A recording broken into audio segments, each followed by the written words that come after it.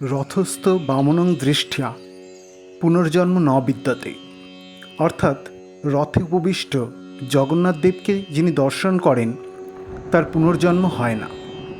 ঠিক সেই জন্য এত লোক উন্মাদনায় পুরীতে রথযাত্রার দিন ছুটে যায়। লোকারণ্য হয় নীলাচল ধাম। সবাই চায় প্রভুকে রথে বিহাররত অবস্থায় একবার দর্শন করতে। দর্শন করলেই মোক্ষ প্রাপ্তি হবে এই আশায়। বাহ্য অর্থে চর্মচক্ষু দ্বারা জগন্নাথ দর্শন অবশ্যই পুণ্যের, কিন্তু শাস্ত্র কি শুধুমাত্র সেই দর্শনের কথা বলছে, নাকি এর গভীরে আছে কোনো গভীর রহস্য? রথের সাথে মানবকুলের দেহতত্ত্বের কী সম্পর্ক? পুরীতে রথের সাত কাহন, সাথে এই রথযাত্রার আধ্যাত্মিক তাৎপর্য সমস্ত আজ আলোচনা করব শুধুমাত্র সনাতনী ভাবনায়। তাই ভিডিওটি পুরোটা দেখতে থাকুন।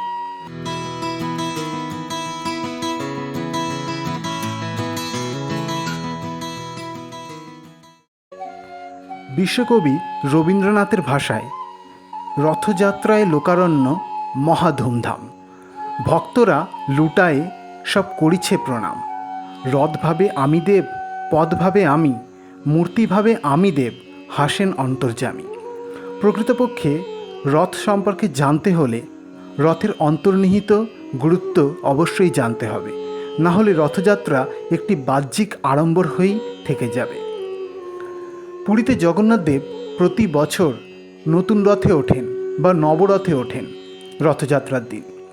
সেই রথে প্রতি বছর নতুনভাবে নির্মিত হয় সেই রথ। এই রথে থাকে 42টি চাকা। বলদেবের রথে 14টি, জগন্নাথ দেবের রথে 16টি এবং সুভদ্রা দেবীর রথে 12টি। জগন্নাথ দেবের রথের নাম নন্দীঘোষ বা কপিধ্বজ। রথের রং পিত ও লাল।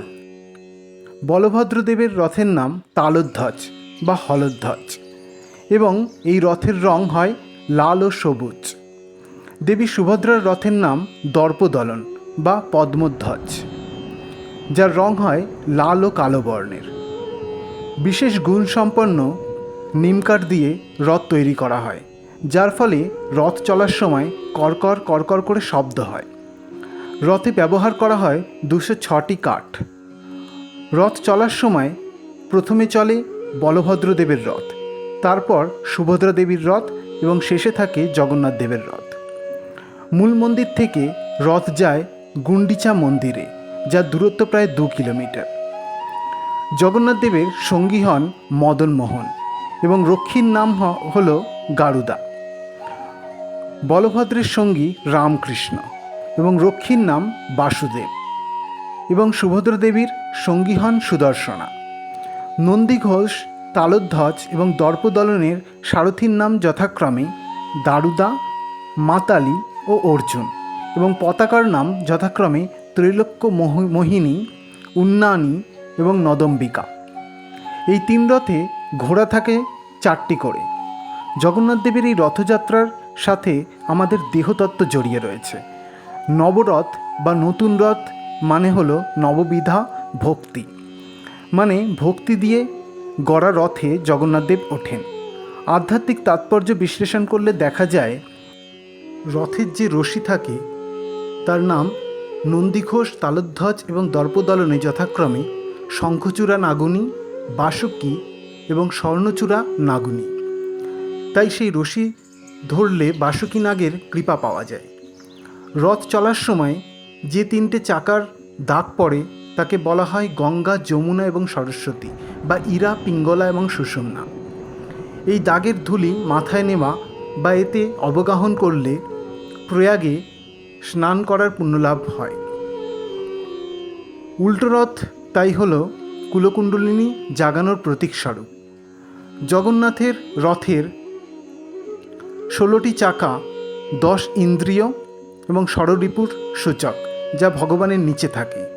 বলভদ্রের রথের 14টি চাকা হল চতুর্দশ ভুবনের সূচক। বলভদ্র হলেন গুরুতত্ত্ব, চতুর্দশ ভুবন গুরুরই অধীন। দেবী সুভদ্রার রথের 12টি চাকা 12 মাসকে সূচিত করে, অর্থাৎ সাধন বা ভজন 12 মাস করতে হবে, এটাই তার তাৎপর্য। দেবী সুভদ্রা হলেন ভক্তির প্রতীক। গুরু লাভ হলে ভক্তি আসে, তাই বলভদ্রের রথের পর থাকে দেবী সুভদ্রার রথ, আর শেষে থাকে ইষ্টস্বরূপ জগন্নাথ।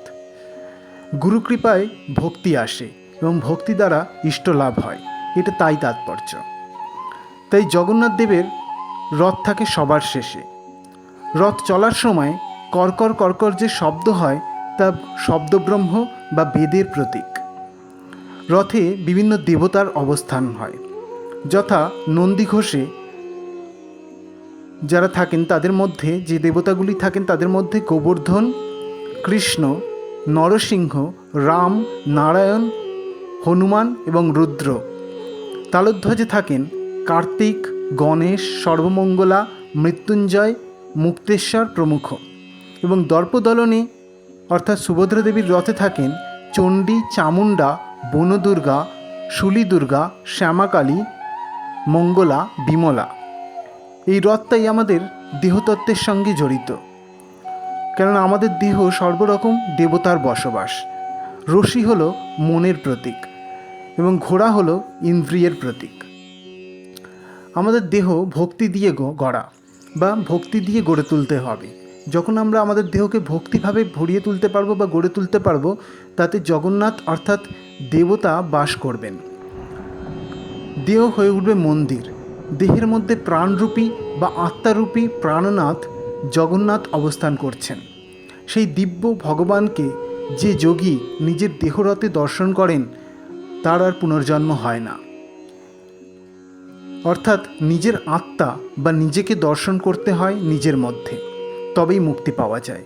কারণ জীবের মধ্যেই শিবের বাস, নরের মধ্যে নারায়ণের অধিষ্ঠান। রথের ঘোড়া হলো আমাদের ইন্দ্রিয়। ঘোড়া যেমন রথ টানে, তেমনি আমাদের ইন্দ্রিয় আমাদের দেহকে চালনা করে। রথের দড়ি হলো মন, মনই হলো দেহের প্রকৃত চালক। রথে যেমন সারথি থাকেন যিনি রথকে নিয়ন্ত্রণ করেন, তেমন আমাদের দেহরথের সারথি হলো আমাদের বুদ্ধি। বুদ্ধি দ্বারা ইন্দ্রিয় এবং ষড়রিপুকে নিয়ন্ত্রণ করতে হয়। রথের মূল রথী হলেন স্বয়ং জগন্নাথ, উনি আমাদের আত্মাস্বরূপ। উল্টো রথের পর রথ থেকে জগন্নাথ নেমে গেলে সেই রথে আর ওঠেন না।